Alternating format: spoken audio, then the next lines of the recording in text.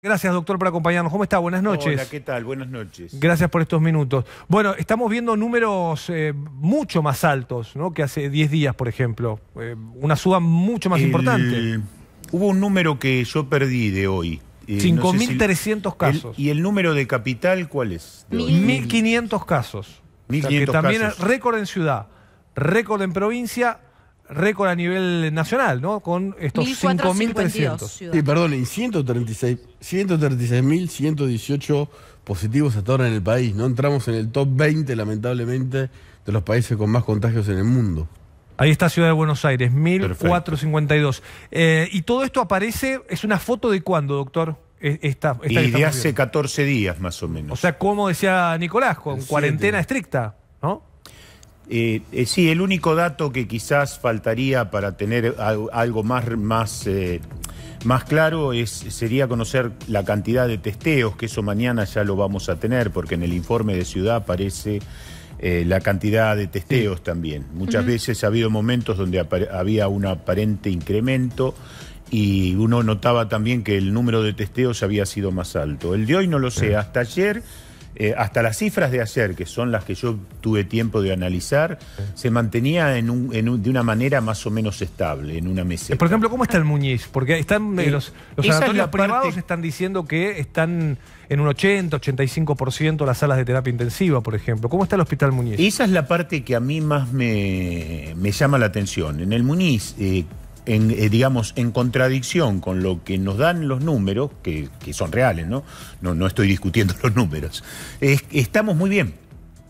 En realidad tenemos lugar, hay todavía espacio en las terapias intensivas. En el sistema público de Capital Federal, uno no nota una situación de estrés. ¿Lo puede decir de nuevo? Eso lo puede decir, me parece que es importante, ¿no? Que en el sistema público, analizando los números, nosotros recibimos, los directores y los subdirectores, diariamente la cantidad de pacientes graves, la cantidad de camas ocupadas en terapia intensiva.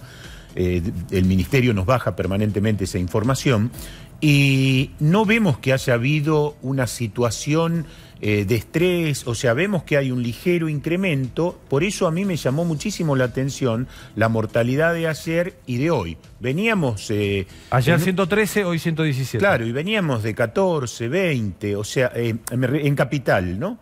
Entonces, ahora nos fuimos ayer a 54... me llamó la atención ese incremento tan brusco en las cifras. Doctor Cisneros, quería preguntarle por justamente los niveles de ocupación, porque lo que estamos viendo son, como usted dice, saltos en la cantidad de casos, bueno, incluso lamentablemente en las muertes. Sin embargo, en el porcentaje de ocupación no vemos tanto impacto, ¿no? La ocupación de las terapias intensivas de adulto en la zona del AMBA está en un 65,4%. ¿Esta es una cifra que a usted le preocupe? No, pero yo estoy manejando mucho el sistema público. Ayer fue muy interesante la charla del ministro de Quirós en este mismo canal. Sí, con Morales Solá.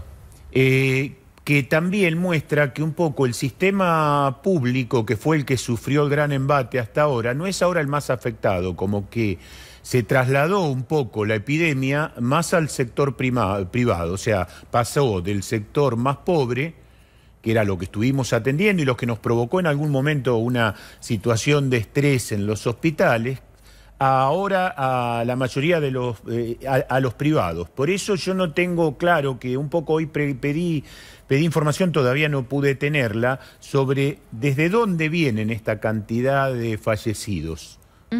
Porque yo en mi hospital no lo he visto y en otros lugares más o menos del sistema público. ¿De qué hospitales son los fallecidos, dice usted? Claro, de qué hospitales o de qué instituciones son los fallecidos, porque existen dos posibilidades: que sean de otro medio que no lo estamos viendo, o que haya también una carga de pacientes que no estaban cargados en el sistema. En unos minutitos vamos a estar contando la situación en Jujuy, pero algo similar sucedió con Jujuy, porque de los 53 de las 53 muertes reportadas en el informe matutino de hoy, 24 correspondían a la provincia de Jujuy. La provincia de Jujuy venía teniendo relativamente pocos fallecimientos, 5 muertes, entonces el salto resultaba muy significativo. Lo que hubo fue un desfasaje, un atraso en la carga de los datos que llegaron todos juntos, se acumularon y se terminan consolidando en un único día, pero no fueron muertes de un único día. Simplemente para aclarar esto en línea con lo que usted dice, doctor.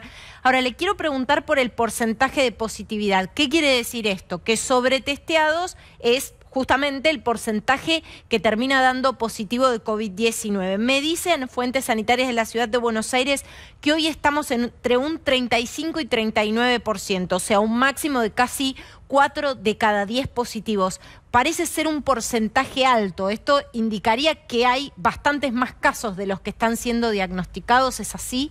Sí, por supuesto. Lo que nosotros vemos es la típica imagen del iceberg.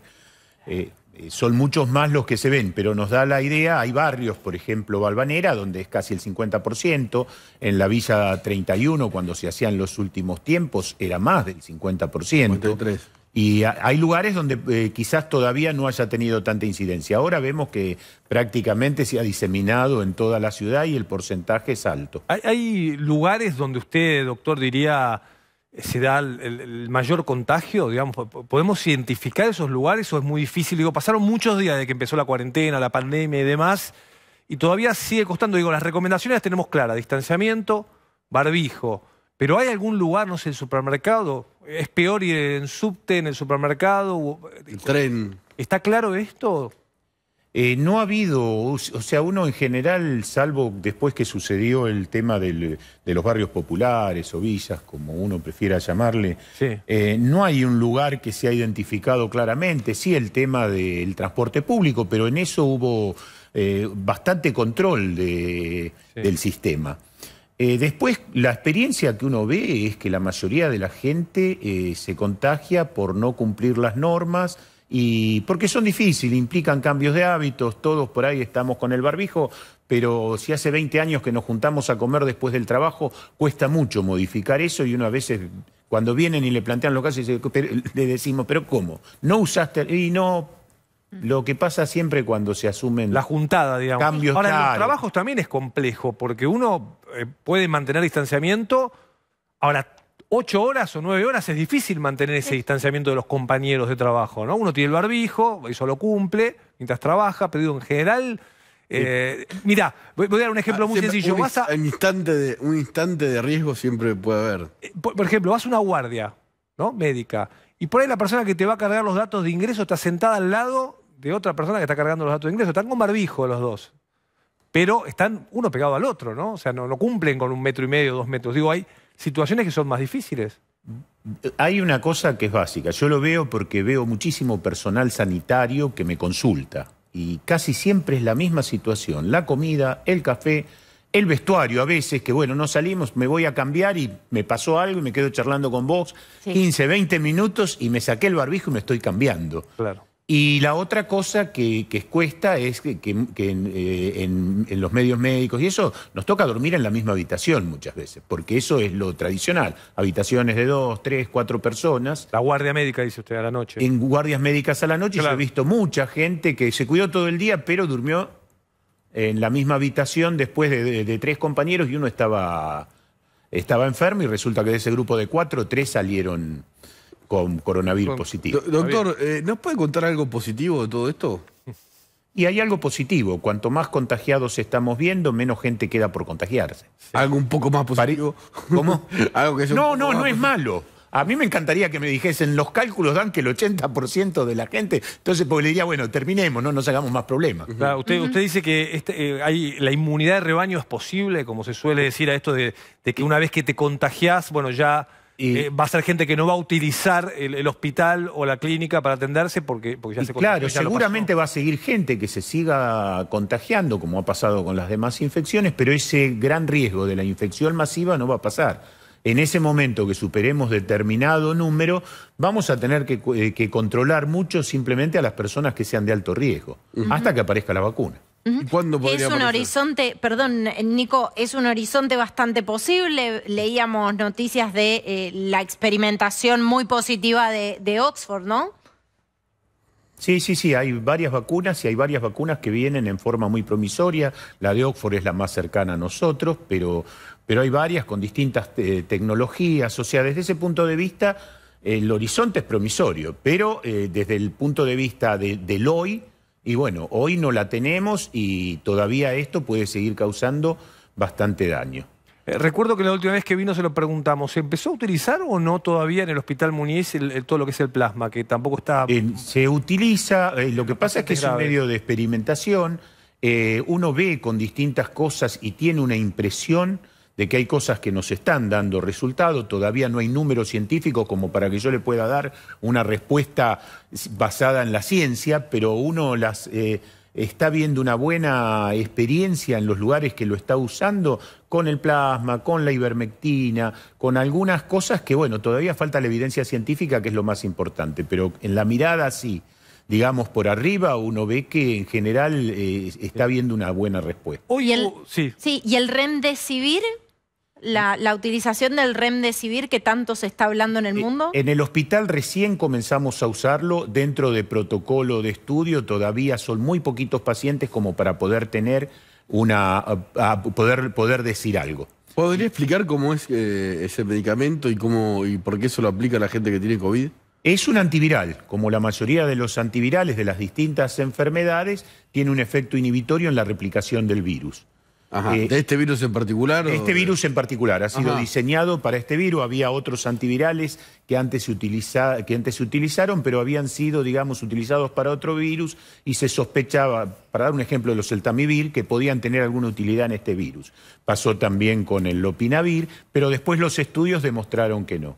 Este antiviral viene, digamos, con un poco más de fortaleza en el sentido de la actividad antiviral contra el coronavirus. Pero todavía no hay números definitorios para nada. Quiero preguntarle esto. Hay algunos infectólogos que ya empezaron a decir esta idea de que no están tan de acuerdo con flexibilizar la cuarentena. ¿Qué posición tiene usted respecto, sobre todo a esta semana con números tan altos? ¿Mantendría como está la situación o cree que hay que dar un paso atrás? Y yo diría una cosa. Hicimos una no flexibilización hace 15 días. Claro. ¿Estamos bárbaros ahora? No, subieron los casos. Yo creo que no ha habido, que en este momento, ojo, no haría nunca una apertura, eso lo aclaro, no quiero que piensen que voy a contar, decir, bueno, vamos a hacer la apertura y mañana vamos a la cancha a ver el clásico River Boca. No. Pero claramente creo que una apertura hasta era necesario por la psicología, por la dificultad de la gente, uno veía que hacía falta. Entonces me parece que lo más lógico es una salida pautada, lo que se está haciendo acá en Capital a mí me parece que es útil. Cada vez hay más evidencia que las actividades aire libre, si hay un mínimo de distanciamiento, son de muy poco riesgo. Entonces creo que de la misma manera que todavía no haría un espectáculo público donde se agolpe la gente, actividades al aire libre con distanciamiento me parece que son útiles. Los chicos están sufriéndolo de una manera especial, los ancianos también, la parte psicológica. Totalmente. Hay un montón de factores que también deben tenerse en cuenta y a veces tampoco es cuestión de vivir esto como una guerra contra el contagio, donde yo voy a tomar todas las medidas para que el contagio sea imposible, porque eso puede también traer aparejado otros daños. Gracias, doctor, por habernos acompañado. Buenas noches. Gracias a ustedes.